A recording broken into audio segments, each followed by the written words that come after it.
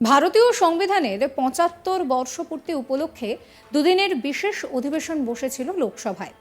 আর এই অধিবেশনে বিরোধী কংগ্রেসকে রীতিমতন ধুয়ে রেখে দিলেন প্রধানমন্ত্রী নরেন্দ্র মোদী।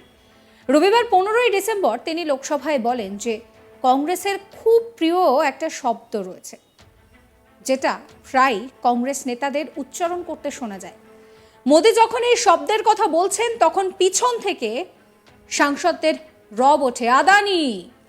কিন্তু সবাইকে অবাক করে দিয়ে সেই মাস্টার স্ট্রোকটা দিলেন প্রধানমন্ত্রী নরেন্দ্র মোদী।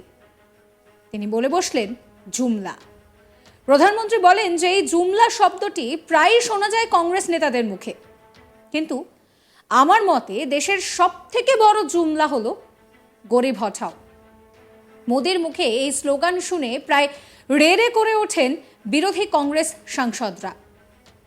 মোদী বলেন এই গরিবি হটাও স্লোগানের উপরে ভরসা করেই 4টে জেনারেশন কেটে গিয়েছে, কিন্তু এতে কংগ্রেসের রাজনৈতিক স্বার্থসিদ্ধি তো হয়েছে বটে, কিন্তু দেশের গরিব মানুষ তাদের তো কোনো রকম কোনো উপকার হয়নি। শোনাবো আপনাদের नरेंद्र मोदीर কথা। हमारे कांग्रेस के साथियों को एक शब्द बहुत प्रिय है।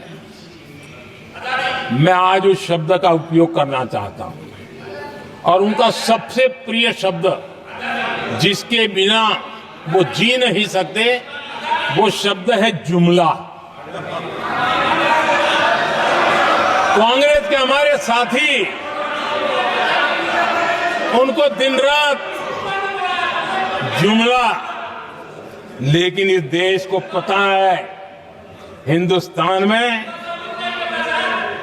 अगर सबसे बड़ा जुमला कोई था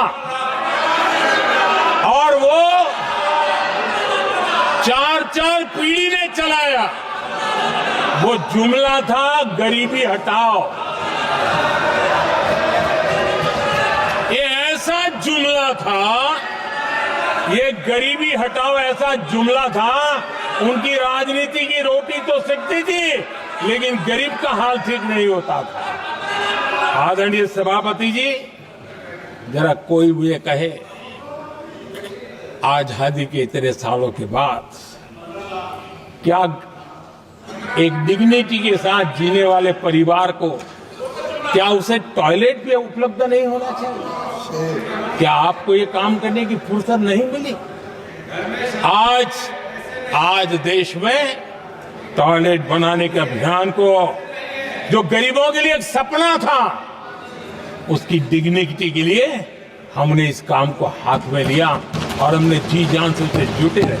उसका मजाक उड़ाया गया, मुझे मालूम है, लेकिन उसके बाद भी सामान्य नागरिक के जीवन का गरिमा, ये हमारे दिल और दिमाग में होने के कारण हम डिगे नहीं, हम अड़े रहे, हम आगे बढ़ते चले गए, और तब जाकर के ये सपना साकार हुआ। माताएं बहनें खुले में सोच जा रही थी, या तो सूर्योदय के पहले या सूर्योदय के बाद, और आपको कभी पीड़ा नहीं हुई। और उसका कारण यह था कि आपने गरीबों को और गरीबी को टीवी में देखा है, अखबार की सुर्खियों में देखा है, आपको गरीब की जिंदगी का पता नहीं, वरना आप इसके साथ ऐसा जुल्म नहीं करते। आदरणीय सभापति जी, इस देश की 80% जनता पीने के शुद्ध पानी के लिए तरसती रही। क्या मेरा संविधान में रोकता था? क्या संविधान तो ये चाहता था कि सामान्य मानवीय की सुविधा को ध्यान दिया जाए।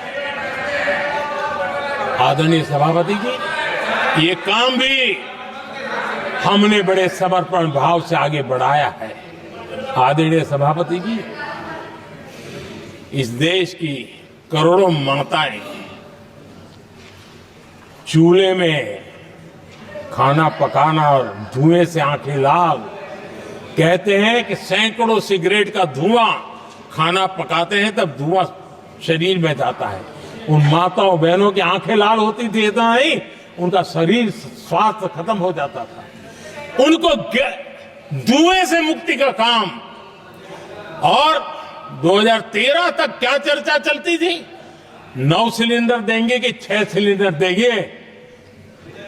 इस देश ने देखते ही देखते हर घर तक गैस का सिलेंडर पहुंचा दिया, क्योंकि हमारे लिए हर नागरिक 70 साल के बाद जो बेसिक सुविधाएं हैं उसकी तरफ आदरणीय सभापति जी, अगर हमारा गरीब परिवार दिन रात मेहनत करके गरीबी से बाहर निकलने के लिए कोशिश करता है, बच्चों को पढ़ाना चाहता है, लेकिन घर में एक बीमारी आ जाए तो उसका सारा प्लान बेकार हो जाता है, पूरा परिवार की सारी मेहनत पानी में चली जाती है। क्या इन गरीब परिवारों के इलाज के लिए कुछ आप सोच नहीं सकते थे? 50-60 करोड़ देशवासियों को मुफ्त इलाज मिले, संविधान की उस भावना का आदर करते हुए हमने आयुष्मान योजना को लागू किया, और आज देश के 70 साल के ऊपर के किसी भी वर्ग के क्यों न हो उनके लिए भी हमने व्यवस्था की।